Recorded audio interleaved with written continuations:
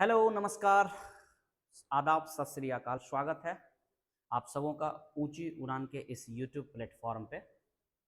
As usual जैसा चल रहा है उसी चलने की क्रिया का एक अगला टॉपिक जो हम लोग जीएस का पता होगा कि टॉपिक लेकर के आते हैं, जो प्रीवियस टेस्ट होता है। आपका जो लास्ट टेस्ट हुआ था वो 10/3/2024 को हुआ था, जो कि सेट नंबर 10 था। उसमें आपको मैथ रीजनिंग वगैरह का मिल चुका होगा। अभी हम लोग जो है जीएस पोर्शन का बात करेंगे, जिसमें करंट अफेयर, साथ ही साथ ज्योग्राफी, साथ ही साथ पॉलिटिकल साइंस, ये हम आपको लेकर के चलते हैं। साथ ही साथ हमारे और एक मित्र नितिन सर जो है वो आपके लिए हिस्ट्री का पोर्शन, इकोनॉमिक्स का पोर्शन, दोनों आपको डिटेल के साथ लेकर के चल रहे हैं। तो इसी सिलसिला को हम लोग आज भी जारी करते हैं और शुरुआत करते हैं कि क्या क्या आपका जीएस में सवाल था और उस सवाल को कैसे एक्सप्लेनेशन के माध्यम से समझेंगे। तो चलिए हम लोग अगले पोर्शन की तरफ शुरू हो जाते हैं। सीधा सीधा हमारा क्या था, जरा देखते हैं सवाल को।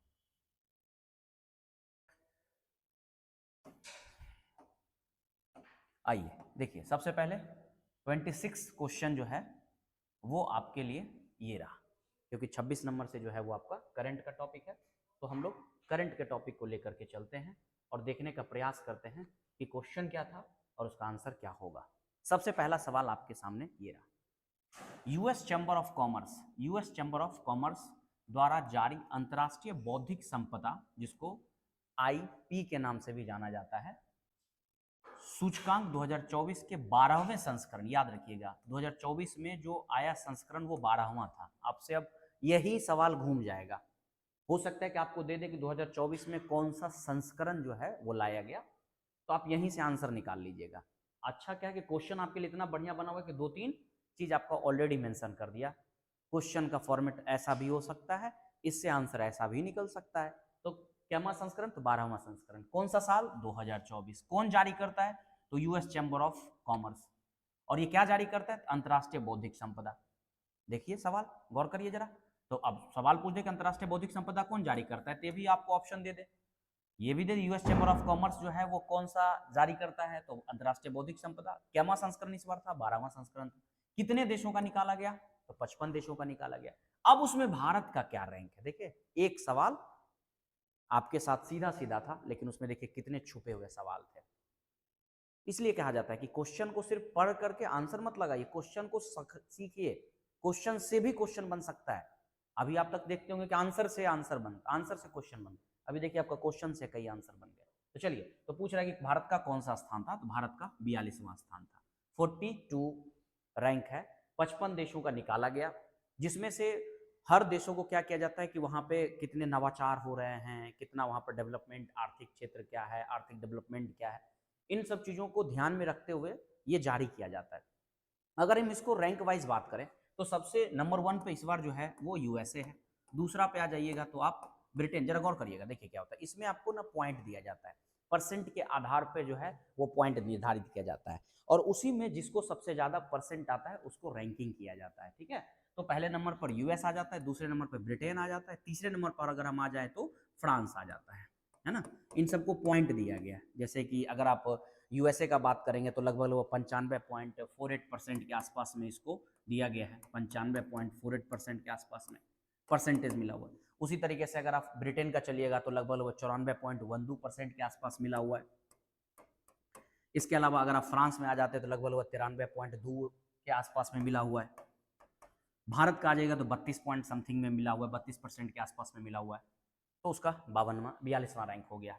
जबकि लास्ट अगर हम बात कर लें कि भैया कौन सा ऐसा देश है जिसको 55वां रैंक मिला, मतलब उस देशों में सबसे जो निचले नंबर पर रहा वो कौन सा देश रहा, तो निचले नंबर पर वेनेजुएला रहा। वेनेजुएला रहा, यानी कि बताइए अब ऑटोमेटिक कि वेनेजुएला का रैंक कौन सा हो जाएगा, वेनेजुएला का रैंक हो जाएगा 55वां। चलिए, आपके लिए अगला सवाल है। अगला सवाल क्या है कि दुनिया की तीसरी सबसे बड़ी मस्जिद का उद्घाटन कहाँ हुआ? दुनिया की तीसरी सबसे बड़ी मस्जिद, इसका मतलब इससे पहले 2 बड़ी मस्जिद होगी। आपको पता हो सऊदी अरेबिया का मक्का और मदीना मुस्लिम धर्मों के हिसाब से सबसे बड़ा मस्जिद मक्का मदीना को माना जाता है। उसके बाद अभी तीसरा सबसे बड़ा जो मस्जिद ओपन किया गया वो कहाँ से वहाँ कहाँ किया गया, वो अल्जीरिया में किया गया। यानी हाल में ही अल्जीरिया में अभी सबसे बड़े मस्जिद का क्या किया गया वहाँ पर, ये यूँ समझ लीजिए कि उसका उद्घाटन किया गया। और ये सिर्फ और सिर्फ ऐसा समझ लीजिए कि तीसरी सबसे बड़ी मस्जिद होने के साथ साथ अफ्रीका की सबसे बड़ी मस्जिद हो गई है। ये अफ्रीका की सबसे बड़ी मस्जिद हो गई, अफ्रीका की सबसे बड़ी मस्जिद। और अगर रैंक वाइज चलेंगे वर्ल्ड वाइज में तो ये मस्जिद के मामले में ये तीसरा सबसे बड़ा हो गया। किसके बाद, तो मक्का और मदीना के बाद हो गया। शायद आपको दिख पा रहा होगा प्रॉपर, चलिए दिख रहा है सबको, चलिए। क्योंकि होता क्या है कि वीडियो यहाँ पर चल रहा है तो उसको देखना, विजुलाइज करना ज़रूरी हो जाता है ताकि आपको प्रॉपर देख सके। इसके अलावा अगले क्वेश्चन की तरफ चलते हैं। T20 इंटरनेशनल क्रिकेट इतिहास में सबसे तेज अभी 33 गेंद पर शतक लगाने वाले खिलाड़ी कौन बने? याद रखिए अभी हाल का ही ये घटना है। 33 गेंदों पर, याद रखिए कितने गेंदों पे, 33 गेंदों पर अभी हाल में किसने शतक लगाया है? तो 33 गेंद पे शतक लगाने वाले नामीबिया के एक प्लेयर हैं जिनका नाम है जॉन निकोल लॉफ्टी ईटन। इससे पहले जो था वो आप कुशल मल्ला का नाम जान रहे होंगे, ये नेपाल के हैं। और एक और बात आपको बता दें कि जॉन निकोल लॉफ्टी जो है उन्होंने नेपाल के खिलाफ ही 33 गेंदों पर क्या किया, सबसे तेज शतक लगाया T20 इंटरनेशनल में। यानी इससे पहले इनका रिकॉर्ड था 34 गेंदों पे। वनडे का बात करेगा अगर, वनडे में अभी तक सबसे हाईएस्ट तो एबी डिविलियर्स का हो जाता है, 31 गेंदों पर इन्होंने लगाया हुआ है वनडे में। चलिए अगले क्वेश्चन की तरफ चलते हैं। तो क्या हो जाएगा, जॉन निकोल लॉफ्टी। और जॉन निकोल लॉफ्टी किस देश से हैं? नामीबिया देश से बिलोंग करते हैं।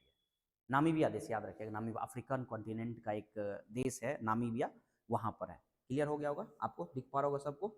चलिए इसके अलावा किस राज्य ने मोनपा हस्तनिर्मित कागज को जीआई टैग दिया है? यानी कि क्या होता है कि हर साल कई जो स्पेशली प्रोडक्ट होता है किसी भी क्षेत्र का, उसको जीआई टैग दिया जाता है, ज्योग्राफिकल इंडेक्स के तौर पे उसे एक प्रमाणित किया जाता है। तो उसमें भी क्या होता है कि अलग अलग राज्यों की जो अपनी स्पेसिफिक क्वालिटी की कुछ प्रोडक्ट होती है, या आप किसी चीज को बना रहे हो या कोई भी चीज आपका उत्पादन हो रहा हो, तो उनका स्पेसिफिकेशन के हिसाब से, विशिष्टता के हिसाब से उनको रैंकिंग दिया जाता है। सॉरी रैंकिंग क्या बोलिए, उनका नाम जो है जीआई टैग के तौर पे दिया जाता है, ताकि वो उस क्षेत्र की एक पहचान बन सके, उस भौगोलिक क्षेत्र के लिए वो सिर्फ फेमस रह सके, इसके लिए। तो किस राज्य में मोनपा हस्तनिर्मित कागज, तो इसका आंसर हो जाएगा अरुणाचल प्रदेश। इसका आंसर क्या हो जाएगा, अरुणाचल प्रदेश। यानी अरुणाचल प्रदेश में इसके अलावे 12 अन्य वस्तुओं को क्या किया गया है, टैग दिया गया है। 12 वस्तुओं को इस बार टैग दिया गया। कुल मिलाकर के यहाँ पर जो वस्तुओं की संख्या हो गई वो 20 हो गई है।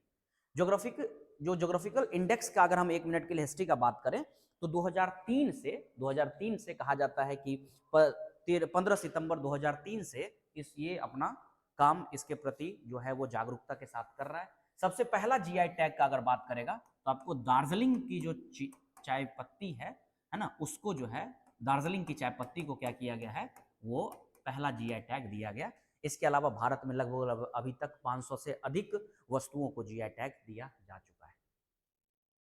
हाल ही में चर्चा रहा एशिया का पहला स्लॉथ भालू अभ्यारण्य, दरोजी स्लॉथ भालू अभ्यारण्य। देखिए अब आपके लिए फिर से सवाल में ही सवाल, आपसे पूछ दे कि दरोजी स्लॉथ भालू अभ्यारण्य कहाँ है। दूसरा, स्लॉथ भालू अभ्यारण्य के लिए जो अभी अभ्यारण्य खोला गया है वो उसका नाम क्या है, दरोजी स्लॉथ भालू अभ्यारण्य। ये कहाँ स्थित है, तो ये आपका हो जाएगा कर्नाटका में।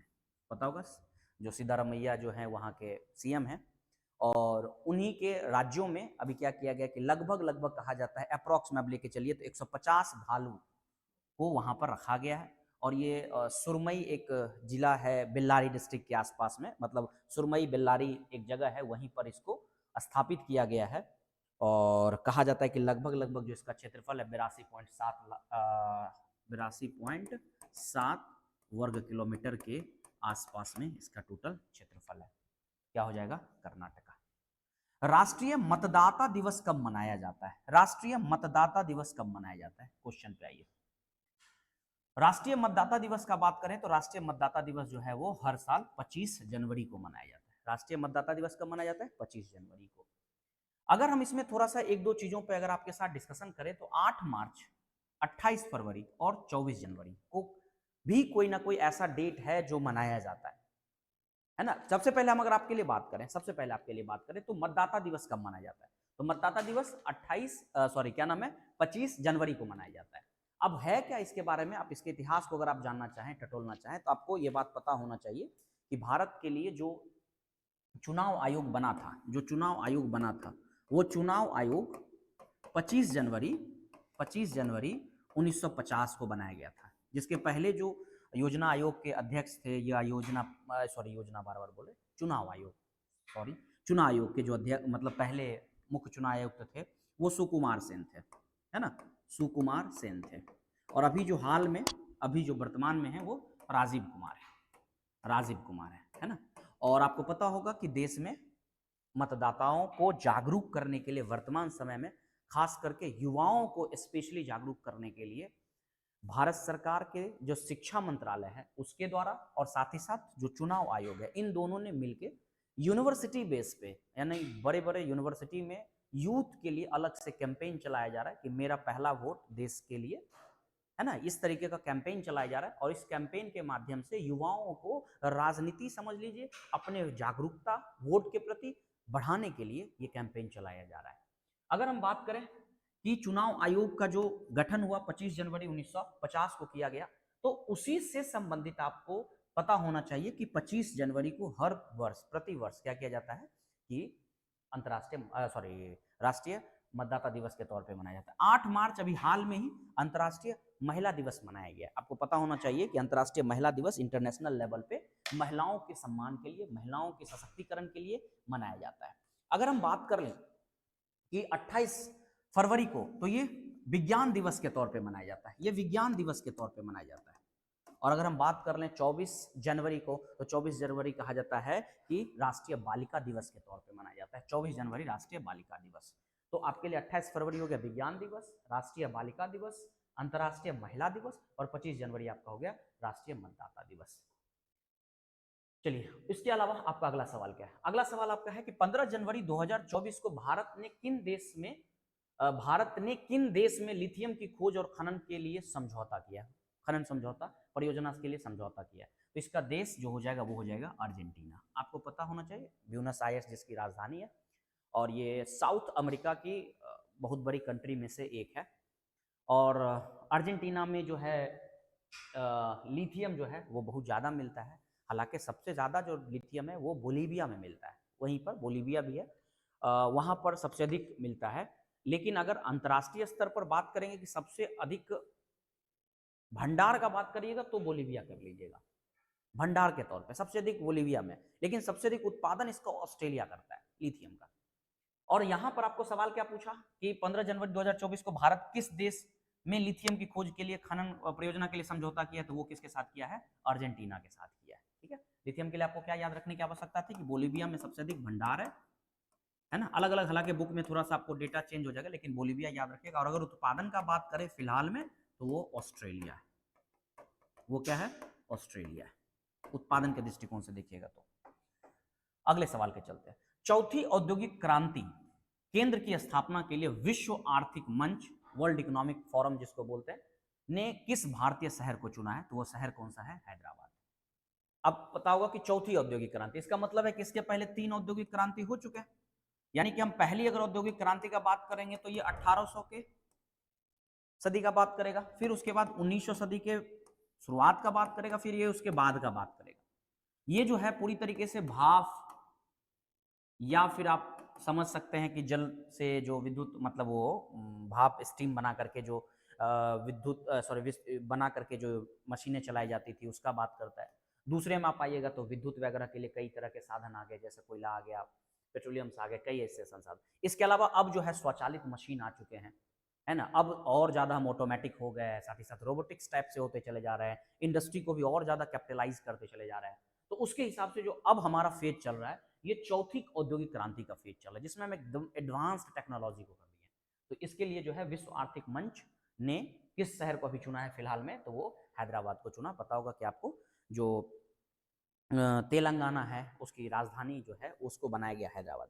विश्व आर्थिक मंच का अगर हम बात करें तो एक ये गैर लाभकारी संस्था है जो 1971 में बनाया गया था, और इसकी जो बात करेंगे कि इसकी राजधानी, इसका जो हेडक्वार्टर है वो स्विट्जरलैंड है। इसकी जो हेडक्वार्टर है वो स्विट्जरलैंड है। अगला एक देश अभी आपके पास आ रहा है, जरा गौर करिएगा। एक देश है जिसका नाम है लिंस्टेनस्टीन, की राजधानी कहाँ है? लिंस्टेनस्टीन की जो राजधानी है वो वाजूद है। अभी हुआ क्या है कि भारत कई यूरोपियन कंट्री के साथ, खास करके जिसमें से एक लिंस्टेनस्टीन भी है, स्वीडन भी है, इन सारे देशों के साथ एक मुक्त व्यापार, आप यूं समझ लीजिए कि समझौता के तौर पे जो है वो 4 देशों के साथ, यूरोपियन देशों के साथ जो है वो समझौता किया है। उसी में से एक देश लिंटेनस्टीन है, इसलिए ये चर्चे में है। आप सोचिए वही देश आपको लाया जाता है जो कहीं ना कहीं चर्चे में रहता है, तो उसकी आपको राजधानी पूछ रहा है, तो आपको पता होना चाहिए कि इसकी राजधानी कहाँ है। इसकी राजधानी वाजूद है। बाकी अगर हम कीव का बात करें तो देखिए कीव बार बार चर्चा में रहता है, आपको पता होना चाहिए। कीव जो है वो यूक्रेन की राजधानी, अभी हाल में ही सुनते होंगे बार बार, जो रशिया और यूक्रेन की लड़ाई चल रही थी उसमें कीव पे कब्जा कर लिया, कीव पे कब्जा कर लिया, यानी कीव मतलब यहाँ यूक्रेन का। इसके अलावा रीगा जो है वो लताविया की राजधानी है, और अगर प्रिस्टिना का बात करेंगे तो ये कोसोवो की राजधानी है। ये जो है ये कोसोवो की राजधानी है। रीगा जो है लताविया की है, और आपका कीव का बात करिएगा तो वो यूक्रेन की राजधानी हो जाती है। सोलोमोन द्वीप समूह की मुद्रा क्या है? सोलोमोन, देखिए आपको बिहार एसएससी में मुद्रा से संबंधित सवाल हर बार देती है, राजधानी से सवाल हर बार देती है, इसलिए थोड़ा सा आप इसके इर्द गिर्द सवाल को पकड़ते रहिएगा। सोलोमोन द्वीप की मुद्रा क्या है? सोलोमोन द्वीप की जो मुद्रा है वो डॉलर है ना? क्या है? डॉलर है।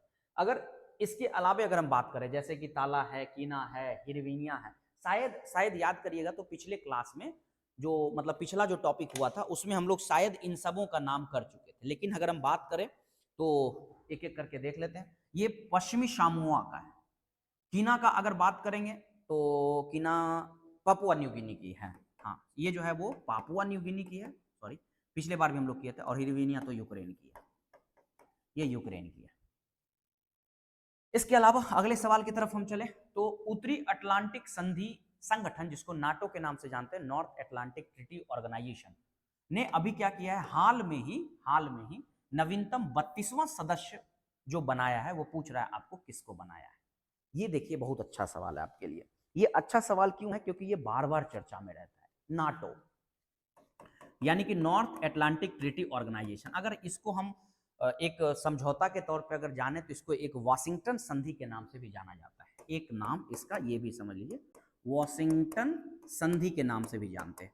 इसके पीछे थोड़ा इतिहास अगर आप जानिएगा तो जो अटलांटिक महासागर है, उस अटलांटिक महासागर के जो नॉर्थ में जो यूरोप है, यूरोप में भी जो वेस्ट यूरोप है यानी पश्चिमी यूरोप, और इधर से अमेरिका, इन सबों ने मिल करके शीत युद्ध के दौरान, आपको पता होना चाहिए, शीत युद्ध के दौरान, जो शीत युद्ध चल रहा था, आपको पता होगा 1947 से लेकर के 1991 तक के साल को शीत युद्ध के नाम से जानते हैं, यानी द्वितीय विश्व युद्ध के खत्म होने के साथ ही पूरी दुनिया में शीत युद्ध का प्रकोप आ गया था। तो उस शीत युद्ध के दौरान ही अमेरिका अपनी सैन्य संगठन को मजबूत करने के लिए 12 फाउंडर देश माने जाते हैं शीत युद्ध मतलब ये नाटो के लिए, और उन फाउंडर देशों ने मिलकर के मिलिट्री को मजबूत करने के लिए, यूएसएसआर से एक तरीके से लड़ने के लिए, यूएसएसआर के सामने अपने मिलिट्री पावर का प्रदर्शन करने के लिए क्या किया, उसने एक अपना ग्रुप बनाया, जिसका नाम क्या रखा उसने, NATO, North Atlantic Treaty Organisation. जिसमें से आपको सवाल पूछा कि वर्तमान में जो इसका 32वां सदस्य बना है वो कौन बना है, तो वो बना है स्वीडन। वो कौन बना है? स्वीडन। इसी को लेकर के यूक्रेन से भी पता होगा रसिया की लड़ाई चल रही है, क्योंकि यूक्रेन को भी न्योता मिला कि नाटो का सदस्य बन जाए। इसके अलावा अगर हम बात करें 31वां देश जो है वो आपको फिनलैंड है। अगर इसके हम हेडक्वार्टर का बात करें तो आपको पता होगा कि जो ब्रुसेल्स है, जो ब्रुसेल्स क्या नाम है, बेल्जियम की राजधानी है, वो इसका हेडक्वार्टर है। और अगर इसके हम एक तरीके से सचिव का बात करें, सचिव सॉरी अध्यक्ष का अगर हम बात कर ले तो जेंस स्टिलबर्ग जो है वो यहाँ के अध्यक्ष हो जाते हैं। आइए, ये आपका करंट अफेयर से संबंधित सवाल हो गया। भारत का वो कौन सा स्थान जहां बंगाल की खाड़ी, अरब सागर और हिंद महासागर मिलते हैं? देखिएगा, आपके लिए ये ज्योग्राफी का सवाल है, बड़ा खूबसूरत सवाल है। आप अगर ज्योग्राफी में मैप को देख पा रहे होंगे तो आपको जो ये पोर्शन दिख रहा है, इधर से बंगाल की खाड़ी भी है, इधर से हिंद महासागर है और इधर अरब सागर है। अब इन सबों की जगह पर एक जगह है, मतलब इन सबों के बीच में एक जगह है जिसका नाम है कन्याकुमारी, जो कि तमिलनाडु में है। और इसकी अगर आपकी लोकेशन का बात करेगा तो 8 डिग्री 4 मिनट इसका लोकेशन है, अक्षांश के हिसाब से अगर बात करेंगे तो। भारत की सबसे दक्षिणतम बिंदु भी, मुख्य भारत की सबसे दक्षिणतम बिंदु भी ये हो जाती है। और यही अगर उत्तर में चले जाए तो भारत की सबसे उत्तरी इंदिरा कॉल हो जाता है। लेकिन दक्षिणतम भारत की अगर सबसे मतलब बिंदु का बात करें तो ये नहीं होती है, बल्कि आपको पता होना चाहिए कि जो इंदिरा पॉइंट है वो हो जाता है। लेकिन वो अभी हाल में क्या हो गया था, ये डूब चुका था। इसकी जो पॉइंट है ये 6 डिग्री 4 मिनट के आसपास में। भारत के सबसे वेस्ट का बात कर ले तो वेस्ट में गौड़ माता एक जगह है जो कि गुजरात में है। ईस्ट में अगर बात करेगा तो कीबुथु एक जगह है, कीबुथु जो अरुणाचल प्रदेश में है वो हो जाती है। तो इस तरीके से आपको लोकेशन के माध्यम से भी इसको याद रख लीजिएगा। इसका आंसर क्या हो जाएगा, इसका आंसर हो जाएगा कन्याकुमारी। निम्नलिखित में किस राज्य केंद्र शासित प्रदेश की सीमा अफगानिस्तान से मिलती है? देखिए अगर बात करेगा तो अफगानिस्तान से जो मिलती है वो लद्दाख की सीमा मिल जाती है। अगर हम बात करें कि किसकी राजधानी मिल जाती है तो लद्दाख की मिल जाती है। एक सेकंड थोड़ा सा रुकिएगा।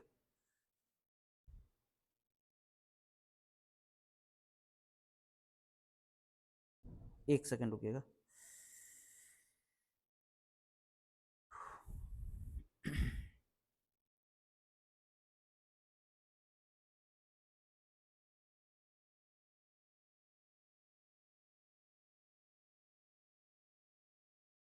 चलिए हाँ ठीक है। तो क्या क्वेश्चन था आपका कि किस केंद्र शासित प्रदेश की? तो ये लद्दाख से मिलती है। पता होगा कि भारत की जो बॉर्डर लाइन है उसमें सबसे छोटा बॉर्डर लाइन भारत जो साझा करता है, सबसे छोटा बॉर्डर लाइन जो 106 किलोमीटर का बॉर्डर लाइन है वो आपको अफगानिस्तान से ही करता है, सबसे छोटा। जबकि सबसे बड़ा बॉर्डर लाइन अगर आपसे पूछे तो वो आपको बांग्लादेश हो जाएगा। यहाँ पर सवाल क्या पूछा कि किस राज्य केंद्र शासित प्रदेश, राज्य या केंद्र शासित प्रदेश, तो इसका आंसर क्या हो जाएगा लद्दाख। लद्दाख पता होगा कि केंद्र शासित प्रदेश बना है 2019 में। 2019 में ये केंद्र शासित प्रदेश बना है। जो जम्मू कश्मीर था उसमें 370 हटा करके जम्मू कश्मीर और लद्दाख को अलग अलग बना दिया गया। अगले सवाल की तरफ चलते हैं। भारत में कितने रामसर स्थल हैं? देखिए रामसर एक स्थान है ईरान में, और उसी ईरान में रामसर स्थल के नाम से भारत में या विश्व में जितने भी आर्द्र भूमि होती है, उसी आर्द्र भूमि को, वेस्टलैंड जिसको बोलते हैं, उसी को क्या किया जाता है कि रामसर साइट के तौर पे जो है उसे गिना जाता है। अभी इससे पहले जो रामसर साइट थे इसकी संख्या भारत में कहा जाता है कि कहा मतलब जो है वो पहले 75 थी, लेकिन अब इसकी संख्या बढ़ा दी गई। अभी हाल में ही 3 रामसर स्थल कर्नाटक के और 2 जो हैं वो, हाँ कर्नाटक के, और 2 जो हैं तमिलनाडु के, इनके जगह को बढ़ाया गया है। तो 75 से बढ़ा करके इसकी संख्या को कितनी कर दी गई है, 80 कर दी गई है। और अगर हम आपसे बात करें कि ये कब से काम कर रहा है, तो हालांकि 1982 से रामसर स्थल का काम चल रहा है, लेकिन ये 1971 में एक कन्वेंशन पे हस्ताक्षर करके इसके मतलब इस तरफ जो है इस क्षेत्र में काम करने का प्रयास किया गया, ताकि उस क्षेत्र को बचाया जा सके, उसके लिए थोड़ा स्पेशल फोकस किया जा सके। स्वतंत्र भारत की प्रथम बहुउद्देशीय परियोजनाएं कौन है? देखिए स्वतंत्र भारत की प्रथम बहुउद्देशीय परियोजना 1948 में बनाई गई वो दामोदर घाटी है। दामोदर घाटी दामोदर नदी पे पता होगा, जो झारखंड वेस्ट बंगाल है उस क्षेत्र में ये बनाया गया। भाखड़ा नंगल का अगर बात करें तो भारत की सबसे बड़ी परियोजनाओं में से है। हीराकुंड पर पता होगा कि बहुत बड़ा एक लंबा बांध बनाया गया है ना, और चंबल नदी राजस्थान वाले क्षेत्र में है। निम्नलिखित सागरों में कौन सा गाजा स्ट्रिप, गाजा पट्टी के पास स्थित है? तो ये हो जाएगा आपका भूमध्य सागर। भूमध्य सागर में 40 किलोमीटर के क्षेत्र में एक बहुत बड़ा विवादित क्षेत्र है गाजा पट्टी। अभी हाल में ही सुने होंगे फिलिस्तीन और इजराइल के बीच में जो है अभी लंबे समय तक लड़ाई चला था कि किसका ये भाग है ना। तो अभी हाल में ही चर्चा का विषय था। तो ये गाजा पट्टी 40 किलोमीटर के क्षेत्र में ये एक एरिया है जो कहीं ना कहीं विवादित माना जाता है। इसके अलावा हम नेक्स्ट क्वेश्चन की तरफ चलते हैं। नेक्स्ट क्वेश्चन में आपका क्वेश्चन है 2011 के जनगणना के अनुसार बिहार का सर्वाधिक जनघनत्व जिला, जनघनत्व वाला जिला पूछ रहा है आपको। तो सर्वाधिक जनघनत्व वाला 2011 के जनगणना के हिसाब से तो वो कौन सा हो जाएगा? शिवहर। आबादी के हिसाब से पटना है, लेकिन अगर आपको पूछ दे कि जनसंख्या घनत्व में, तो जनसंख्या घनत्व में सबसे अधिक जो है वो शिवहर है। अगर इसका एग्जैक्ट का बात करेंगे तो 1880 व्यक्ति प्रति वर्ग किलोमीटर है। 1880 व्यक्ति प्रति वर्ग किलोमीटर है। कैसे निकाला जाता है? तो आप जानते होंगे कि जो कुल क्षेत्र है उसको और जो पॉपुलेशन है इन दोनों को कंसीडर किया जाता है, यानी कि टोटल आबादी में टोटल क्षेत्रफल से डिवाइड किया जाता है और इसका जो मतलब मेजरमेंट का यूनिट होता है वो प्रति व्यक्ति हो जाती है, यानी कि उतने क्षेत्रफल में उतने व्यक्ति, मतलब 1 वर्ग किलोमीटर में उतने व्यक्ति रह रहे हैं, इससे संबंधित बात कर देता है। इसके अलावा अगर सबसे कम का बात करेगा तो शेखपुरा का है जो 342 है, वो 342 है। इसके अलावा एशिया की सबसे बड़ी गोकुर झील जिसका निर्माण गंडक नदी के विसर्पण से हुआ है। देखिए क्या होता है ना कि गाय के खुर के समान, है ना, समझिएगा इस बात को थोड़ा सा, गाय के खुर के समान, जो गाय होती है गाय का खुर होता है जो कि आपको पता होगा यू शेप में होती है। जब नदी क्या होती है कि बहुत ज्यादा अपने मार्ग में काट छांट करती है, तो काटते छांटते छांटते कई बार क्या होता है कि बहुत अंदर तक चली जाती है और वहां पर जाकर के उसकी मुख्य धारा से वो दूर हो जाती है। तो नदी जब चलती है ना, तो चलने के बाद जब आसपास में कटाव बहुत ज्यादा होता है तो यही मुख्य नदी इधर मुड़ जाती है और इसके दौरान ये जो एक जगह गड्ढा वाला भाग बन गया और इसमें जो पानी स्टोर हो जाती है, इसको हम लोग झील के नाम से जानते हैं। चूंकि इसका शेप गाय के खुर के समान होता है इसलिए इसको हम लोग गोकुर झील के नाम से भी जानते हैं। अब आपसे सवाल पूछा कि गोकुर झील का निर्माण किस मतलब गंडक नदी के विसर्पण से हुआ, तो ये कौन सा झील हो जाएगा, ये आपको हो जाएगा कांवर झील। कांवर झील बेगूसराय में आपको पता होना चाहिए, बेगूसराय में कांवर झील लगभग लगभग 42-43 किलोमीटर स्क्वायर में फैला हुआ ये क्षेत्र है जो कि बेगूसराय जिला में, बेगूसराय में। इसके अलावा किसने कहा था लोकतंत्र जनता के द्वारा जनता के लिए बनाई गई एक शासन व्यवस्था है? तो अगर इसका बात कर देंगे तो ये आपको अब्राहम लिंकन का one of the famous, one of the best quote, अगर हम डेमोक्रेसी को डिफाइन करने के लिए करें तो इनका सबसे पहला नंबर आता है। दूसरा सवाल, अगले सवाल की तरफ चलते हैं। राज्यपाल राज्य में किसका प्रतिनिधि होता है? भैया राज्यपाल जो होता है वो डायरेक्ट चुन करके आता है केंद्र सरकार से, तो केंद्र के लिए ही कहीं ना कहीं ये प्रतिनिधि के तौर पे काम करेगा। हर राज्य में क्या होता है कि राज्यपाल की नियुक्ति की जाती है और वो राज्यपाल सीधा सीधा केंद्र सरकार के टच में होती है। और राज्यपाल का जो जिक्र किया गया 153 से लेकर के 167 तक जो है आर्टिकल, अनुच्छेद 153 से 167 तक में इसका जिक्र किया गया। और बात साथ ही साथ अगर बात करें तो भाग का बात करिएगा तो ये 6ठे भाग में इसको मेंशन किया गया। संविधान के किस अनुच्छेद के अंतर्गत भारत के राष्ट्रपति को अध्यादेश जारी करने का अधिकार है? अध्यादेश जारी किस आर्टिकल के तहत किया जाता है? तो अध्यादेश का जो जारी किया जाता है वो अनुच्छेद 123 के तहत किया जाता है। अनुच्छेद 123 के तहत राष्ट्रपति को अधिकार है कि वो अध्यादेश जारी कर सकता है। साथ ही साथ अगर हम बात कर लें 360 में, आप जानते ही होंगे कि 360 में जो है वित्तीय आपातकाल की बात की गई है। क्या राज्यपाल भी अध्यादेश जारी करता है? तो बिल्कुल राज्यपाल भी अध्यादेश जारी करता है और राज्यपाल जो अध्यादेश जारी करता है वो आर्टिकल 213 का इस्तेमाल करके राज्यपाल जो है वो अध्यादेश जारी करता है। साथ ही साथ अगर हम आपके इस क्वेश्चन को आगे लेकर के चले, नेक्स्ट में अगला सवाल जो आपको दिख रहा होगा उसको हम लोग अगर देखने का प्रयास करें तो अगला सवाल क्या है जरा गौर करिए। नेक्स्ट सवाल हमारा क्या है? हाँ, नेक्स्ट सवाल है हमारा कि पंचायतों के समस्त चुनाव का संचालन किसके द्वारा किया जाता है? जरा गौर करिएगा, पंचायतों का समस्त जो संचालन है वो किसके द्वारा किया जाता है? तो ये किया जाता है राज्य निर्वाचन आयोग के द्वारा, जो 1994 में बनाया गया था। और पता होगा कि लोकल लेवल पे जितने भी चुनाव होते हैं, याद रखिएगा, जितने भी पंचायत या नगर निगम या नगर पालिका, इन सब से संबंधित जो चुनाव करवाने का जिम्मेदारी है वो राज्य निर्वाचन आयोग का है। आपको पता होगा कि निर्वाचन आयोग, अभी जस्ट हमने बात किया कि सेंट्रल लेवल पे एक राष्ट्रीय निर्वाचन आयोग होते हैं, राज्य स्तर पे राज्य निर्वाचन आयोग होते हैं, जो एमपी का चुनाव होता है, एमएलए का चुनाव होता है वो राष्ट्रीय निर्वाचन आयोग, और ये राज्य निर्वाचन आयोग जो है उनकी जिम्मेदारी हो जाती है। अब बात आता है कि हम राज्य निर्वाचन आयोग से संबंधित अगर हम बात कर लें तो राज्य निर्वाचन आयोग की जो स्थापना है वो कहाँ, तो बताइएगा जरा, कि 1994 में किया गया। 1991 में 73वां और 74वां संविधान संशोधन किया गया, उसी के तहत राज्य निर्वाचन आयोग की भी बात की गई है। भारत के सर्वोच्च न्यायालय के संदर्भ में यह कौन सा कथन सही है? यानी सर्वोच्च न्यायालय के पास शक्ति का बात कर रहा है, इसका केवल मूल अधिकार, मूल क्षेत्राधिकार जो इनका सिर्फ काम होता है, जैसे दो राज्य या केंद्र और राज्य के बीच का लड़ाई हो जाएगा तो सीधा ये मामला सुप्रीम कोर्ट में चला जाएगा, ठीक है। इसका केवल अपीलीय क्षेत्र, आपको पता होगा कि जब आपको लोअर कोर्ट में यानी कि हाई कोर्ट में अगर आपको न्याय दिया गया और आप न्याय से सहमत नहीं है, आपको लग रहा है कि हमें जस्टिस नहीं मिला है, तो आप सर्वोच्च न्यायालय का दरवाजा खटखटा सकते हैं तो इसके लिए भी एक अधिकार है जिसको अपीलीय क्षेत्राधिकार कहते हैं। इसके अलावा परामर्श से संबंधित भी क्षेत्राधिकार होते हैं, यानी कि आप जब भी कोई ऐसा दुविधा आ जाए, या राष्ट्रपति वगैरह को भी कई बार दुविधाएं आते हैं, या कई बार संविधान बनाने में या संविधान को लेकर के कई बार जब दुविधाएं आती है तो आप परामर्श भी ले सकते हैं। ये भी संबंधित बात की गई है, यानी इसका मूल, अपीलीय और परामर्श तीनों का बात करता है। 49वें सवाल की तरफ चलते हैं हम लोग। 49वां, संघ और राज्यों के लिए लोक सेवा आयोग का प्रावधान। आपको पता होगा कि जो लोक सेवा आयोग है उसको पूछ रहा है कि ये किससे संबंधित बात करता है, तो अनुच्छेद 315 कहता है। देखिए, जो संघ लोक सेवा आयोग कहिए या फिर लोक सेवा आयोग कह लीजिए, जो आप कहना चाहें, उसकी जो जिक्र की गई है 315 से लेकर के 323 तक का जिक्र किया गया। 323 तक जिक्र किया गया, जिसमें राज्य का बात हो या केंद्र का बात हो, दोनों के लिए जो लोक सेवा आयोग है उससे संबंधित का बात करता है। और यहाँ पर आपसे बात किया लोक सेवा आयोग का प्रावधान, ये अनुच्छेद 315 हो जाएगा।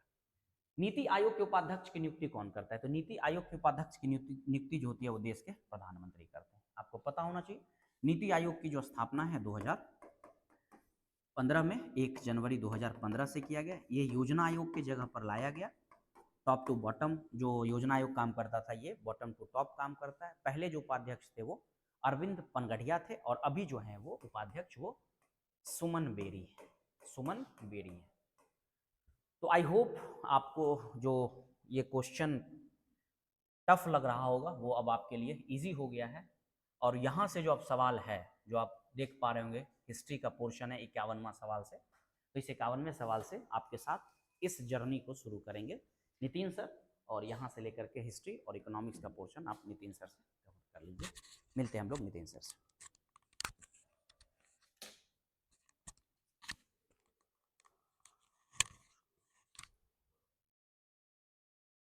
नमस्कार, मैं नितिन श्रीवास्तव एक बार फिर आप सभी का स्वागत करता हूं ऊंची उड़ान के इस प्लेटफॉर्म पे। जैसा कि आप सभी जानते हैं, बिहार के 17 जिलों के लगभग 35 सेंटर्स पर ये प्रतियोगिता परीक्षा, एक टेस्ट परीक्षा आपको हर संडे लगभग मुफ्त आपको उपलब्ध कराई जाती है ना। इसी का एक्सप्लेनेशन अभी हम देख रहे थे, करंट अफेयर्स, इसके बाद पॉलिटिकल साइंस और ज्योग्राफी को सुमित सर के साथ। चलिए हमारे साथ शुरुआत करते हैं कहानी की, और हम आज थोड़ा आगे बढ़ते हैं, थोड़ा हम जानने की कोशिश करते हैं कि क्या कुछ हमारे सवालों में है ना। क्या कुछ सवाल बनता है, क्या कुछ बना है इतिहास का। सबसे पहला जो सवाल हमारे सामने निकल करके आया वो ये है कि भाई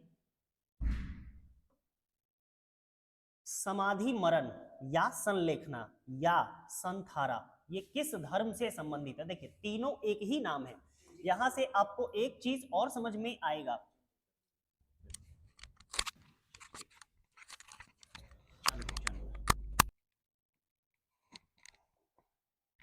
यहां से आपको एक चीज और समझ जानी चाहिए कि संलेखना का दूसरा नाम क्या है, तो संथारा है। इसी को हम लोग क्या कहते हैं, समाधि मरण। अब ये होता क्या है, थोड़ा इसके बारे में जानते हैं कि ये संलेखना ये विधि है क्या। तो ये रिलेटेड है आपके जैन धर्म से। किसमें? जैन। अच्छा ये होता क्या, ये बता रहे। देखो इसमें क्या होता है ना कि देखो भाई, जो लोग संत महात्मा हो गए, जो क्या हो गया कि मतलब जिनका इस दुनिया से ना बिल्कुल मोह भंग हो गया, बोले दुनिया में कुछ है ही नहीं, सब बेकार है, सब मोह माया है, अपन चले कहाँ, अपन चले कहीं अकेले बैठेंगे, उधर ही तपस्या करेंगे, पूरा जीवन बिताया उधर ही, नहीं प्रचार किया, लोगों के अंदर सद्भावना डालने का काम किया। सारा काम जब समाप्त हो गया, लगा कि नहीं यार अब हो गया, अब जीवन से बस अब done, I am done with the life. अब जीवन में सब कुछ हो गया, सब कुछ पा लिया, हो गया, अब कुछ इच्छा नहीं है ना, अब तो चला चली की बेला है ना, ऊपर वाले से मिलना है। तो उसके लिए इन लोगों ने क्या किया, अपना प्राण त्यागने के लिए, है ना, अपने क्या कहते हैं मृत्यु के लिए इन लोगों ने काफी कठिन तपस्या, ये काफी कठिन तपस्या करते हैं। इसमें होता क्या है कि खाना पीना छोड़ देना होता है, एक ही पोजीशन में बैठे हुए हैं, मतलब कहने का मतलब शरीर को कष्ट दिया जाता है इस विधि में। ठीक है, तो यहां से हम समझेंगे संलेखना, ये किसका है, जैन धर्म का। अच्छा जैन धर्म की जब बात आई है, थोड़ा सा जैन धर्म के बारे में जान लेते हैं। जैन धर्म की अगर हम बात करें तो इसमें कुल मिलाकर के 24 तीर्थंकर आपको मिलेंगे। इनमें से जो सबसे पहले वाले फर्स्ट तीर्थंकर हैं, जिन्हें हम कहते हैं ऋषभ देव, अक्सरहा ये पूछ लिया जाता है। ठीक है, अच्छा इसके बाद आपको 22, 23 और 24 ये अक्सरहा पूछ लिया जाता है कि 22वें नंबर पे कौन, 23वें नंबर पे कौन और 24वें नंबर पे कौन है, ठीक है। तो 22वें नंबर पर है नेमिनाथ। नेमिनाथ, इनका संबंध कृष्ण से है, माना जाता है कि ये क्या है, कृष्ण से संबंधित। 23वां अगर हम बात करें तो पार्श्वनाथ।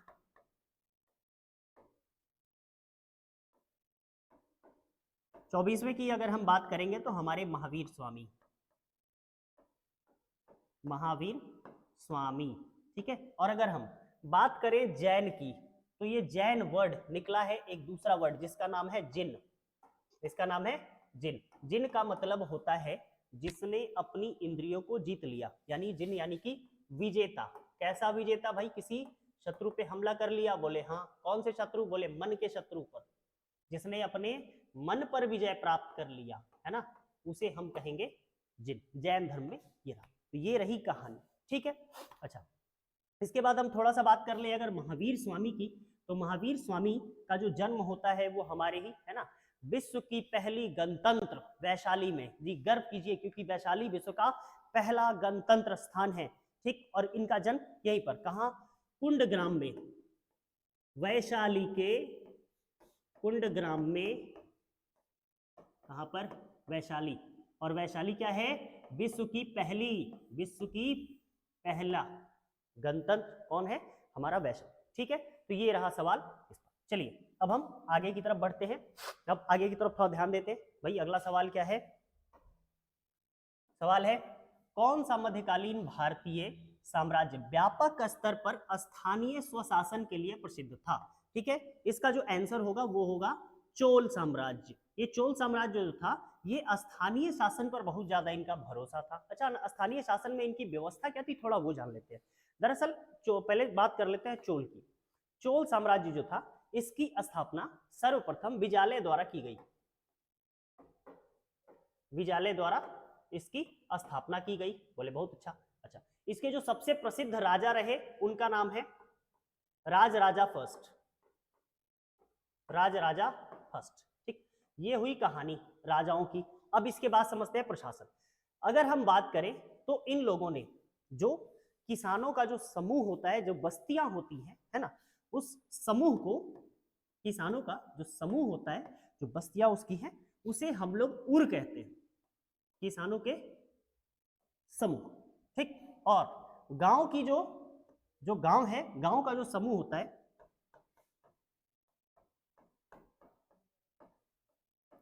इसी को नाडु कहा जाता है। क्या कहा जाता है, नाडु, जी तमिलनाडु। उस गांव में तमिल बोलने वाले, उस एरिया में, उस बहुत सारे गांव में तमिल बोलने वाले बहुत ज्यादा थे, इसलिए नाम पड़ गया तमिलनाडु। आई बात समझ में, बोले बहुत अच्छा, यहां तक समझने में कोई दिक्कत नहीं। चलिए अब हम बढ़ते हैं अपने अगले सवाल की तरफ। प्रश्न नंबर 53 क्या है भाई, किस सुल्तान से निजामुद्दीन औलिया ने भेंट करने से इनकार कर दिया, किस इंसान से, किस सुल्तान से मिलने के लिए निजामुद्दीन औलिया ने भेंट करने से मना किया। तो भैया सबसे पहले तो हम ये बता देते हैं कि ये निजामुद्दीन औलिया साहब जो हैं, ये इनके समय में कुल 7 सुल्तान हुए। कितने, 7। अच्छा, ये 7ओं से निजामुद्दीन औलिया कभी भी ये चाहते तो बहुत आसानी से है ना, हर किसी के साथ ये मिल सकते थे, लेकिन ऐसा कुछ भी नहीं हुआ। इन्होंने क्या किया भाई, किस चीज का रास्ता अपनाया, बोला कि नहीं अपन दूर रहेंगे, है ना। इन्होंने स्टेटमेंट दिया था कि भाई अगर क्या होगा, एक दरवाजे से अगर आएगा तो हम दूसरे दरवाजे से बाहर निकल जाएंगे, इन्हीं का स्टेटमेंट है, ठीक। तो इन्होंने दिया किसके खिलाफ, ये थे अलाउद्दीन खिलजी, ठीक है। अच्छा, ये अलाउद्दीन खिलजी, इसके बारे में भी थोड़ी सी जानकारी आपको दे देते हैं। इनका नाम है ना, सीरी का किला, इनके द्वारा जो बनवाया गया स्मारक है, मतलब जो इमारतें हैं उसमें सीरी का किला। इतना ही नहीं, अलाई दरवाजा का निर्माण,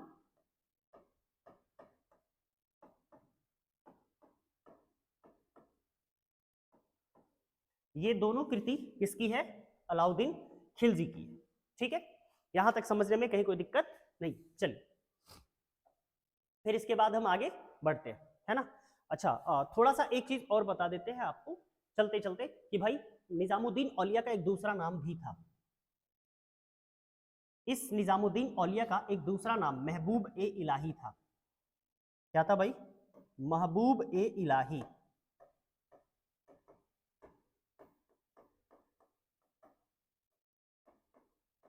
महबूब ए इलाही, ठीक, ये पूछ लिया जाता है कभी कभी, बिल्कुल सीधा। चलिए अगला सवाल, थोड़ा सा हम आगे बढ़े, देखें।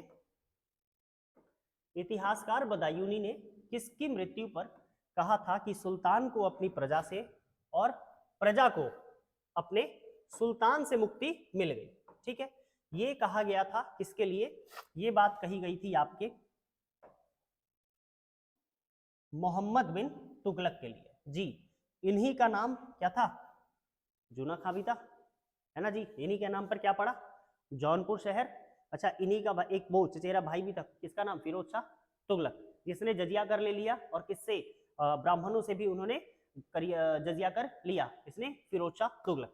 ये मोहम्मद बिन तुगलक के आगे आने वाली पीढ़ी, ठीक। तो ये भाई साहब, अच्छा इनको ऐसा क्यों कहा गया कि भाई इनको प्रजा से छुटकारा मिला और सुल्तान को प्रजा को सुल्तान से क्यों कहा गया? देखो होता ये था कि उस समय के डेट में जो राजा लोग हुआ करते थे, तो राजा लोगों का ये जो क्या है, इन राजाओं के साथ एक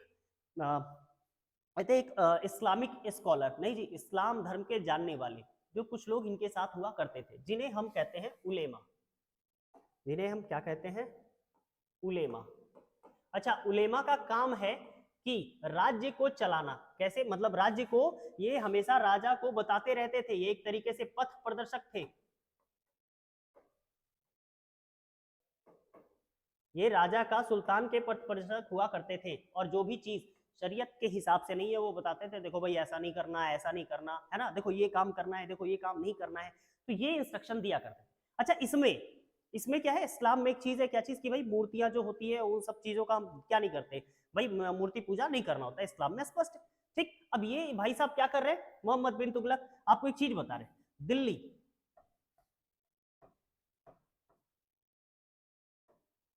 और मेरठ, दिल्ली मेरठ अभिलेख को सबसे पहले खोजने का श्रेय जिसको जाता है वो है मोहम्मद बिन तुगलक। खोजा किसने? मोहम्मद बिन तुगलक ने। और पढ़ा किसने? टिपेंथलर ने।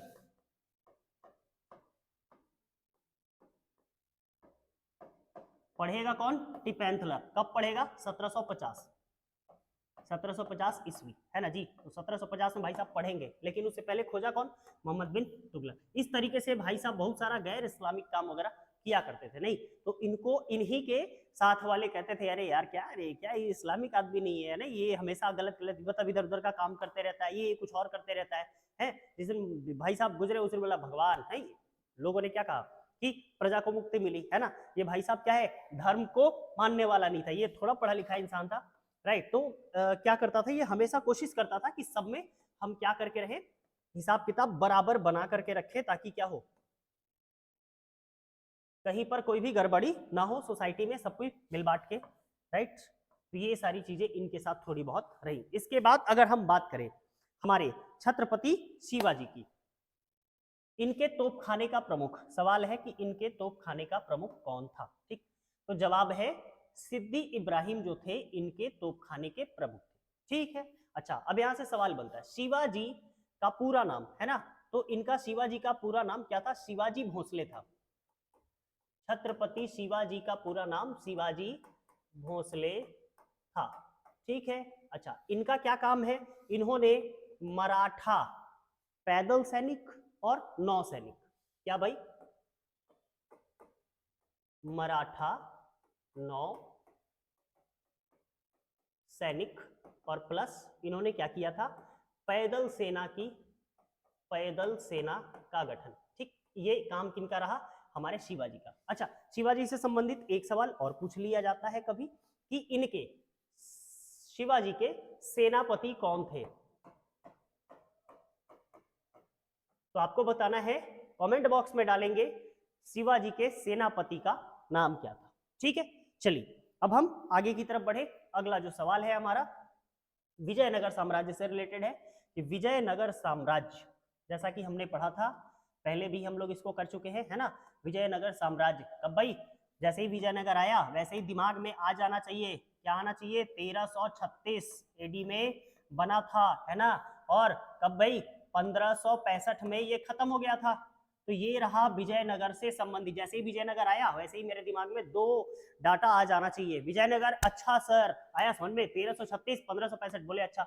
अच्छा सर, बहमनी साम्राज्य के साथ इसका, भाई बहमनी राज्य के साथ इसका लफड़ा क्यों हो गया था, है ना, ये हमेशा लड़ाई झगड़ा होते ही रहता था, क्यों हुआ था, थोड़ा उसको देखने की हम कोशिश करते हैं। दरअसल ये है हमारा भारत। यहां से ना एक नदी है, इस नदी का नाम है कृष्णा और इस नदी का नाम है तुंगभद्रा। ठीक है। अच्छा, अब ये एक तरफ कृष्णा नदी, दूसरी तरफ तुंगभद्रा नदी। अच्छा जी, नदी के बीच में ये जो जगह बना, तो ये तो दोआब हो गया ना। दो नदी के बीच का जो जगह होता है इसे हम कहते हैं क्या चीज, दोआब। ठीक है। इसी दोआब को हम लोग रायचूर का भी दोआब कहते हैं। इसी दोआब को हम लोग क्या कहते हैं, रायचूर का दोआब कहते हैं। अब देखो भाई, ये रहा अपना विजयनगर, इसके ऊपर आप चले आए, यहां पर है हमारा बहमनी साम्राज्य। अब भाई कोई भी राज्य चाहेगा ना, दुनिया में कोई भी चाहता है ना कि हमारे पास सबसे ज्यादा शक्ति हो, हमारे पास सबसे ज्यादा पैसा हो, पावर सबसे ज्यादा हमारे पास हो। बहमनी राज्य क्या देख रहा है कि अरे भाई ये जमीन ऐसा है कि इसके तो दोनों ही तरफ पानी है। एक तरफ तो यहाँ पर कृष्णा नदी मस्त एकदम बह रही है, एक तरफ यहाँ तुंगभद्रा, यानी कि ये बीच का जो जमीन है कितना ज्यादा उपजाऊ होगा। इतना ही नहीं, समुद्र के जरिए भी इनका रास्ता जुड़ रहा है। दैट मीन्स कि अगर इस पर कब्जा हो जाए तो फसल की फसल, बहुत तगड़ी फसल, प्लस नदी से ट्रांसपोर्टेशन, एक जगह से दूसरे जगह आना जाना वो भी हो जाएगा। समुद्र से भी कनेक्टेड रहेंगे, यहाँ से भी व्यापार काफी तगड़ा होगा। अब इतना सारा चीज भैया, अगर क्वालिटी अगर आपके पास है तो दुश्मन देश तो भिड़ेगा ना। तो यही दक्कन में, दक्कन के, बहमनी के, है ना, और इधर क्या कहते हैं बीजापुर, गोलकुंडा, लगभग सारी जगहों पर इनकी लड़ाई इसी कारण होगी। किस कारण, क्या है भाई, इनके पास बहुत बढ़िया, बहुत उर्वर जमीन है, और उर्वर जमीन है भाई साहब, तो कहा कि अकेले अकेले हैं, कुछ बांट बांट के करो यार, राइट। और विजयनगर वाले बोले कि ना भाई, इस पर अकेला मेरा अधिकार। यही रहा बात। चलिए अगला सवाल। हाँ भाई, विवाद का विषय क्या था, तो वो आपको जवाब मिल गया, रायचूर द्वाब। यहां तक समझने में कहीं कोई भी दिक्कत नहीं होनी चाहिए, है ना। अच्छा, एक चीज और बता दे रहे हैं, थोड़ा विजयनगर की अगर हम बात कर ही रहे तो विजयनगर में कुल कितने साम्राज्य हुए, थोड़ा इस पर एक छोटा सा जानकारी हम जान लेते हैं। भाई विजयनगर में कुल मिलाकर के हमारे पास 4 वंश हमको देखने के लिए मिलेंगे, जिसमें जो सबसे पहला वंश था उसको तो हम लोग कहते हैं संगम वंश। याद होगा, इसी संगम वंश के थे हरिहर फर्स्ट और बुक्का फर्स्ट, जिन्होंने 1336 में क्या किया था, विजयनगर की स्थापना की थी। फिर इसके बाद आ गए थे, दूसरे नंबर पे आए थे सालुआ,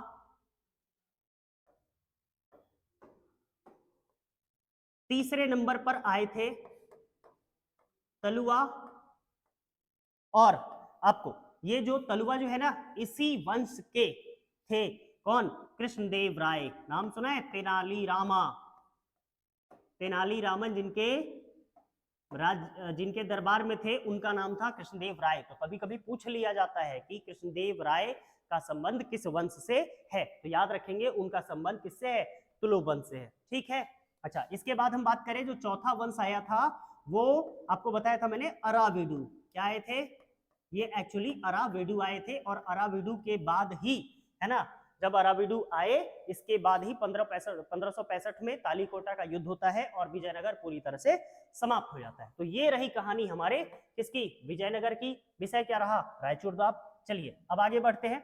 अकबर ने किस सिख गुरु को 500 बीघा जमीन दान के रूप में दी, है ना, 500 बीघा जमीन दान के रूप में। और ये बहुत ही प्यारा प्रश्न है और हमेशा से पूछ लिया जाता है। इसमें हमको याद रखना है कि ये जो थे हमारे गुरु का नाम था रामदास, है ना, गुरु रामदास थे। इनको अकबर ने क्या किया था कि 500 बीघा जमीन दिया। भाई क्यों दिया, तो दरअसल अकबर के द्वारा एक धर्म चलाया गया, उसका नाम था दीन ए इलाही।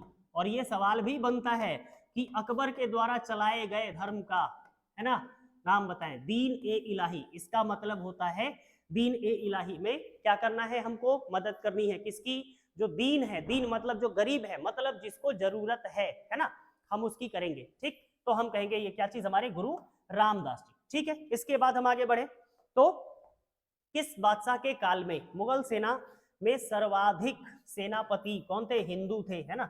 ये काम करने वाला आपको लग रहा होगा कि अकबर, जी नहीं, अकबर नहीं, वो इंसान था कौन? हमारा औरंगजेब। और औरंगजेब ने क्या किया था? क्योंकि इसकी एक नीति बहुत अच्छी थी।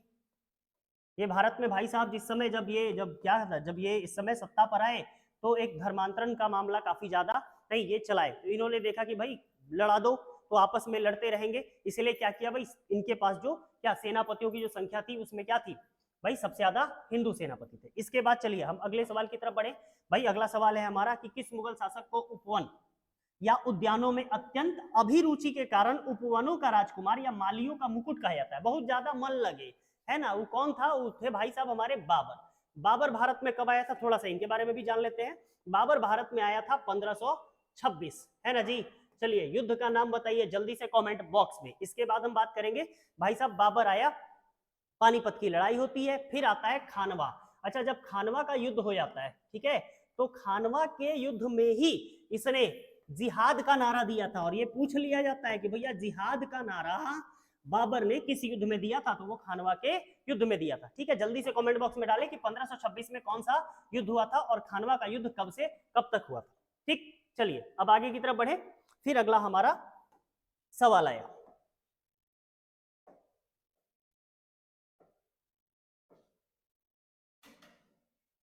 ये रहा प्रश्न हमारे सामने, और वो ये रहा, क्या है भाई, निम्नलिखित में से वायसरायों में से किसने भारतीय जनमत को संतुष्ट करने के लिए बंगाल विभाजन को रद्द किया? आपको याद होगा कि बंगाल का विभाजन किया गया, इसमें भाई एक पार्ट, राइट, क्या कर दिया गया, पार्ट जब किया गया जिसमें बताया गया कि भाई जो मुस्लिम वाले साइड है वो एक तरफ, राइट, और जिसमें क्या है, जो मतलब एक ये है धर्म के आधार पर, क्षेत्रीयता के आधार पर जो इसको डिवाइड किया गया था, लोगों को पसंद नहीं आया। और आता है कौन? मिंटो। और एक चीज, जब तक प्रश्न में लॉर्ड आता रहेगा तब तक हम काटते रहेंगे, और तब तक काटेंगे जब तक 3 पीढ़ी हमारी ये ना भूल जाए कि अंग्रेज के नाम के आगे लॉर्ड लगाना है, तब तक हम इस काम को करते ही रहेंगे। किसी भी अंग्रेज के नाम के आगे लॉर्ड नहीं लगना चाहिए, ना लगे ना लगने देना है। ठीक है, चलिए मुद्दा पर आते हैं। वो कौन था? वो था हार्डिंग। कौन था? उसका नाम था हार्डिंग। ठीक है, ये आया और ये आकर के देखा कि भाई साहब थोड़ा, भाई क्या है मामला है, बोला पता चला भाई कुछ हिसाब किताब गड़बड़ा गया है। बोले क्या भड़का हुआ है सब, भारतीय सब भड़क गया है। बोले काहे बंगाल विभाजन कर दिया? बोला हो अच्छा अच्छा, रुको गलती हो गया है, एक काम करो इसको निरस्त करते हैं। तो निरस्त करने का काम किसने किया था? हार्डिंग। चलिए इसके बाद फिर हम देखेंगे 1907 सूरत में कांग्रेस अधिवेशन होता है, और कांग्रेस क्या होती है इस समय 2 भाग में टूट जाती है। और ये जो टूटती है तो कांग्रेस 2 पार्ट में टूटती है, एक नरम दल और दूसरा गरम दल, है ना जी। नरम दल बोले कि हम हाथ नहीं उठाएंगे, गरम दल बोले कि हम मुंह ना खोले, अपन हाथ ही उठाएंगे। तो ये हुई मामला। ये कब हुआ था? आपके 1907 के अधिवेशन में। अच्छा, जिस समय 7 का जो अधिवेशन था, इस समय पूछ लिया जाता है कि कांग्रेस का कौन था, कांग्रेस के अध्यक्ष कौन थे? उनका नाम था रास बिहारी घोष। उनका नाम था रास बिहारी। ठीक है, ये रहा।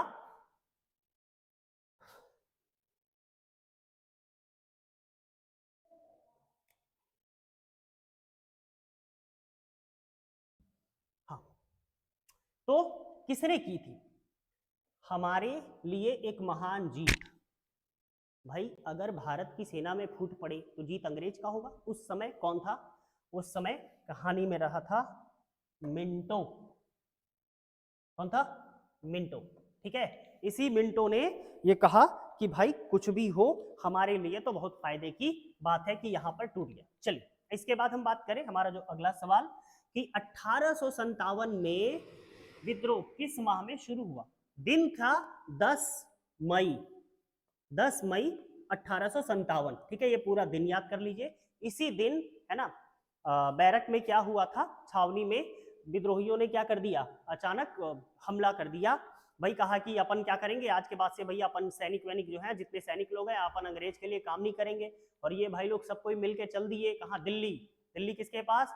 तो दिल्ली में बैठा था बहादुर शाह जफर, ठीक है। और जाकर के बोले 3 दिन तक, 2 दिन तक तो कंटिन्यूअस ये लोग जैसे चले, तो भाई 10 को हमला ये लोग का करना था, 11-12 को ठीक ठाक रहा सब चीज नहीं, और ये भाई साहब तेरा पहुंच गया कहाँ, बहादुर शाह जफर। बोले ओ बहादुर शाह जफर भाई साहब दरवाजा खोलो। बहादुर साहब बेचारा तो बूढ़ा आदमी डर गया, बोले क्या है भाई किधर आ गए। बोला ये सुनिए, आप जो है ना मुगल नेता है, समझ गए, आप मुगल राजा हैं, आपका क्या है कि मुगल सत्ता तो पूरे हिंदुस्तान में वो की जाती है, एक मानक ही सही, मान लिया कि आप उतने शक्तिशाली नहीं है, मानक ही सही है तो। बोले हाँ सर बात सही है। तो बोला क्या करना है, बोला सैनिक का नेतृत्व करो।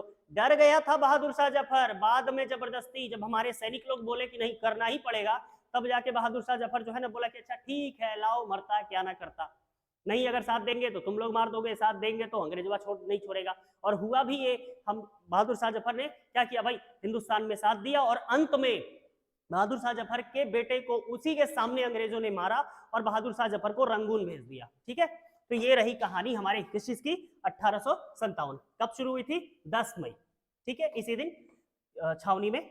अच्छा, इसके बाद हम बात करेंगे स्वामी विवेकानंद 1893 विश्व धर्म सम्मेलन, विश्व धर्म संसद हर बार पूछ लिया जाता है और बार बार पूछता है ये सवाल कि वो कहाँ किया गया था, बताने की जरूरत नहीं है, शिकागो में वो धर्म सभा हुई थी, और विवेकानंद को जो टॉपिक दिया गया था, जो विषय दिया गया था, जिस पर विषय पर बोलना था, उस विषय का ही नाम था शून्य। और विवेकानंद सरस्वती जी खड़े होते हैं और कहते हैं brothers and sisters of America, लगातार 3 मिनट तक तालियां घड़घड़ाती रहती है, और ये पहले इंसान जिन्होंने अमेरिका में जाकर के कहा कि brothers and sisters of America. तो ये एक बोलने की कला, बोलने की शैली, और इतना बढ़िया, इतना जबरदस्त भाषण दिया, लोगों ने इनको मतलब ऐसा समझा कि यार भारत से आया है क्या, यार भगवा होगा पहना है, नहीं क्या बोलेगा, क्या पढ़ेगा यार, साधु सन्यासी आदमी क्या बोलेगा। टॉपिक दिया था बहुत छोटा, शून्य। बोले कि अच्छा अच्छा ये तो रडार में आ गया ना भाई, धरती भी गोल है, शून्य भी गोल है, पैसा भी गोल है, रोटी भी गोल है, सोचो अभी लगातार भाई साहब बोलते ही रह गए। तो ये कहानी हमको यहाँ से देखेगी। चलिए इसके बाद हम बात करेंगे जालियांवाला बाग हत्याकांड। बहुत बढ़िया, बहुत प्यारा सवाल, हर बार पूछता है, बैसाखी का दिन था, याद रखिएगा। General Dyer, general O'Dwyer क्या किया था भाई, हत्याकांड। दरअसल कहानी की शुरुआत कुछ ऐसी होती है कि एक रॉलेट एक्ट आता है, रॉलेट एक्ट, और ये आता है 1919। अब ये रॉलेट एक्ट आया, इस रॉलेट एक्ट में क्या है कि किसी भी इंसान को आप पकड़ करके उसको बंद कर दीजिए, है ना, उसको 2 साल तक गायब कर दीजिए भाई, कुछ कोई बिना किसी एफआईआर के कोई कार्रवाई वगैरह कुछ नहीं, उसको सीधे पकड़िए बंद कीजिए। अभी तो गलत बात हो गया, इसके खिलाफ सारे लोग इकट्ठा हुए। अच्छा करना क्या था हमें ना, हमको इसके शांतिपूर्वक हमको इसका विरोध करना था, और सारे लोग अपना खूब बढ़िया से एकदम मस्ती से सब यहाँ पे करना ही है। अच्छा उस दिन क्या था, बैसाखी, और हुआ ये कि जालियांवाला बाग जो है वहां पर सब कोई भाई बैसाखी मानने के लिए सारे लोग इकट्ठा हुए। अब जनरल आया डायरवा, समझे, बकलेल आदमी, उसको बुझाया नहीं कि कर कहीं रहा, उसको लगा अरे कहीं हमारे खिलाफ षड्यंत्र तो नहीं रच रहा है, काम करो सिपाहियों आक्रमण, गोली चलवा दिया। लगभग 1000 से ज्यादा लोग मारे गए। सरकारी आंकड़ा 379 लोगों का है, 379 लोगों का आंकड़ा, ये सरकारी आंकड़ा है कि मात्र 379 लोग मरे। जी नहीं, ये गलत आंकड़ा, सरकारी है तो आप समझ सकते हैं, 1000 लोग से ज्यादा शहीद हुए, बच्चे बूढ़े औरत सारे लोग। और इस चीज से परेशान, इस चीज से एकदम दुखी हो गए। रविंद्रनाथ टैगोर, इन्हीं को मिली थी नाइटहुड की उपाधि मिली थी। इन्होंने कहा कि भैया एक काम करिए, आज के बाद से जो है ना आप अपना, ठीक, आप जो हमको दे के रखे हैं कि सर एक काम करो कि ये क्या कहते हैं, ये नाइटहुड की उपाधि ले लीजिए, ये ले लीजिए। बोला कि चढ़ाइए नहीं, काम कीजिए, नाइटहुड का उपाधि अपना ही पास रखिए, हमको नहीं चाहिए। इसके बाद एक और इंसान है जिनके बारे में पूछ लिया जाता है,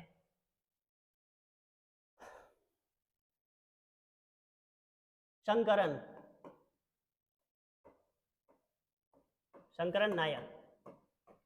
इन्होंने क्या किया, वायसराय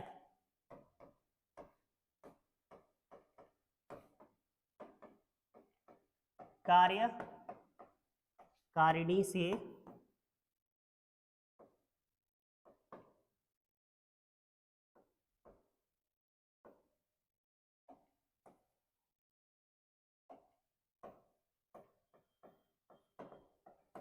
इस्तीफा दिया। किसने, शंकरन नायर ने। ठीक है, ये सवाल पूछता है कभी। चलिए इसके बाद हम आगे देखेंगे। अगला सवाल हमारा भाई बहुत प्यारा सवाल कि जैन धर्म के वास्तविक संस्थापक और 24वें तीर्थंकर, जिनके बारे में चर्चा हम कर चुके हैं, महावीर स्वामी जी, इनका जन्म कहाँ हुआ था? आपको हम बता चुके हैं कि भाई इनका जो जन्म हुआ था वो कहाँ हुआ है? कुंडग्राम में इनका जन्म हुआ है। कहाँ पर? कुंडग्राम में। लिखते रहिएगा, कहाँ जन्म हुआ? कुंडग्राम में। मृत्यु हुई कहाँ पर?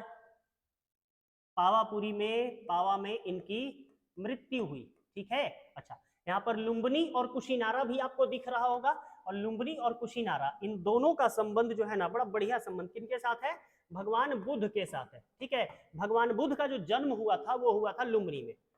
कहां पर? लुम्बिनी में हुआ था जन्म। और कुशीनारा यानी जिसे हम कुशीनगर भी कहते हैं, है ना, कुशीनारा में हुई थी भगवान बुद्ध की मृत्यु। ठीक, तो लुम्बिनी में भगवान बुद्ध की जन्म और कुशीनारा में मृत्यु। कुंडग्राम में जैन का जन्म, महावीर स्वामी का जन्म, और पावापुरी में, पावा में क्या हुआ? इनकी मृत्यु। ठीक है। चलिए, इसके बाद हम बात करेंगे शेर शाह ने किस युद्ध में हुमायूं को पराजित किया? तो जी वो युद्ध था, चौसा का भी युद्ध था जो कि 1539 में लड़ा गया, और इसके बाद फिर बिलग्राम का युद्ध हुआ जो कि 1540 में लड़ा गया। भाई साहब अब दो में हो गया, यानी कि इसमें भी हुमायूं हारा, इसमें भी हुमायूं हारा। अच्छा, किससे हारा? शेर शाह से हारा। अच्छा, शेर शाह से बारे में थोड़ी सी जानकारी देते हैं। ये शेर शाह जो है, इनका बचपन का नाम है फरीद, और ये सवाल कभी कभी पूछ लिया जाता है। इनका दूसरा नाम शेर खान भी है। इनका दूसरा नाम क्या है? शेर खान भी है। ठीक है। चलिए, और ये दोनों ही युद्ध, चौसा का भी युद्ध हारा था कौन? हुमायूं, और बिलग्रिम का भी युद्ध हारा था। तो ऑप्शन हमारा क्या हो जाएगा? ऑप्शन नंबर डी, यानी कि उपयुक्त में से एक से अधिक। ठीक है। चलिए, इसके बाद हम बात करेंगे हमारे अगले क्वेश्चन नंबर 68 की, कि भारत छोड़ो आंदोलन के दौरान दिन था 11 अगस्त 1942, है ना। इस दिन हुआ ये कि बिहार में सचिवालय पर भारत का झंडा लहराने के लिए कुल मिलाकर के 7 छात्र, कितने छात्र भाई? 7 छात्र। इनमें ये लोग क्या हुए? हाथ में लिए तिरंगा और बोले कि भैया आज के बाद, है ना, अपन क्या करेंगे? हम चलेंगे और यहाँ पर तिरंगा झंडा लहराएंगे।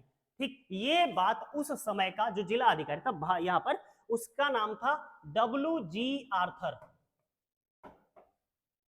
WG Arthur. ये बोला क्या कि काम करो, सातों पर गोली चला दो, और कम से कम 13-14 राउंड जो है गोली चली, और इस गोली में जो सबसे पहली गोली जिन्हें लगी उनका नाम था क्या चीज? देवीपद चौधरी। अच्छा, इनके बारे में थोड़ी सी जानकारी। ये भाई उस समय सिर्फ 14 साल के, कहाँ के? 14 साल। घर इनका कहां पर है? इनका जमालपुर, जमालपुर है ना, फिलहाल ये यहाँ के बासिंदा। ठीक, देवीपद चौधरी। इन सब के अलावा और कौन कौन शामिल थे उसमें? राम गोविंद सिंह भी शामिल थे, राजेंद्र सिंह भी शामिल थे, रामानंद सिन्हा भी इनके साथ क्या थे? शामिल थे। 2-3 नाम और भी है, जिसमें उमाकांत क्या कहते हैं, उमाकांत सिंह, है ना, वो भी आपके इसमें शामिल थे।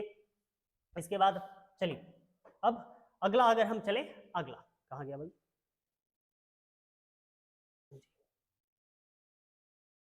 निम्नलिखित में भारत में आयकर प्रारंभ करने किसे माना जाता है? आंसर होगा जेम्स विल्सन। ये जेम्स विल्सन जो है, दरअसल हुआ ये कि सबसे पहले भारत में जो बजट पेश किया गया था, है ना, उसमें एक नियम लगाया गया, इनकम टैक्स नियम, आयकर कानून। आयकर कानून, ये आयकर कानून लाने वाले सबसे पहले इंसान कौन थे? James William. यही जो है आयकर कानून लेकर के आया, बोला कि भाई एक काम करो, आज के बाद से ना जो हमारा क्या है, जो इनकम टैक्स देने का जो तरीका है वो थोड़ा सा हमको क्या करना पड़ेगा? चेंज करना पड़ेगा। ठीक है, तो ये कहानी इन्होंने की। चलिए, अगला हम देखते हैं। क्वेश्चन नंबर है हमारा 70, और इसको थोड़ा सा समझते हैं कि भाई भारत को सर्वाधिक तरलीकृत, बिल्कुल सीधा सीधा सवाल, तरलीकृत यानी कि LNG आपूर्ति कौन सा देश करता है? आंसर होगा इसका कतर। भैया हमारे यहाँ जो सबसे ज्यादा तरलीकृत प्राकृतिक गैस जो आता है ना, मतलब लिक्विड फॉर्म में, ठीक है, ये जो सबसे ज्यादा आता है, कहाँ से हम लोग लेते हैं इसको? हम लोग लेते हैं कहाँ से? कतर से, कतर से। ठीक है। अच्छा, पेट्रोलियम से याद है, हमारे घर में जो गैस चलता है LPG, लिक्विफाइड पेट्रोलियम गैस। ठीक, अच्छा, हम लोग गैस लेते हैं, आज के रेट में ये लगभग 1000 रुपए के आसपास पहुंच गया है। इसमें क्या होता है कि 1000 रुपया तो है ही, इन सब के अलावा गवर्नमेंट ने उस पर कुछ सब्सिडी भी देती है। तो अब देखो, कुछ लोग ऐसे भी हैं जिनको सब्सिडी की जरूरत नहीं है, उस मदद की जरूरत नहीं है, तो सरकार बोली कि भैया एक काम कीजिए, जिनको इसकी जरूरत नहीं है ना, वो छोड़ दीजिए ये पैसा। अगर ये पैसा आप छोड़ देंगे तो बाकी जो पैसा बचा रहेगा उससे क्या होगा, देश का बाकी काम हो जाएगा, राइट। तो गैस पर सब्सिडी जो मिलता था वो चीज अब लोगों ने छोड़ना शुरू किया। जब छोड़ना शुरू किया तो नाम एक कैंपेन बन गया, क्या इसे कहते हैं, give it up. Give it up यानी कि इसे छोड़ देना। भाई किस लिए, तो एलपीजी सब्सिडी के पश्चात भैया हमको सब्सिडी नहीं चाहिए, जिसको जरूरत है आप उसको दें, या फिर हमारे देश के किस चीज में, भाई विकास के कार्यों में आप इसे लगाएं। तो ये हुई कहानी हमारे साथ गिव इट अप अभियान की, ठीक है। अच्छा, फिर इसके बाद हम आगे देखते हैं कि किस पंचवंशीय योजना को गाडगिल योजना कहा जाता है, ठीक है। तो सही आंसर होगा हमारा तीसरा।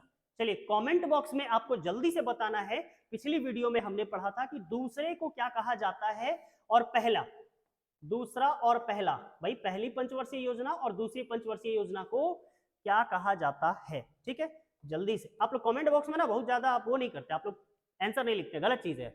आप लोग लिखा कीजिए यार, तब पता तो चले, है ना। सिर्फ पढ़ के नहीं जाना होता है, सवालों को करना भी होता है। चलिए आगे हम बढ़े।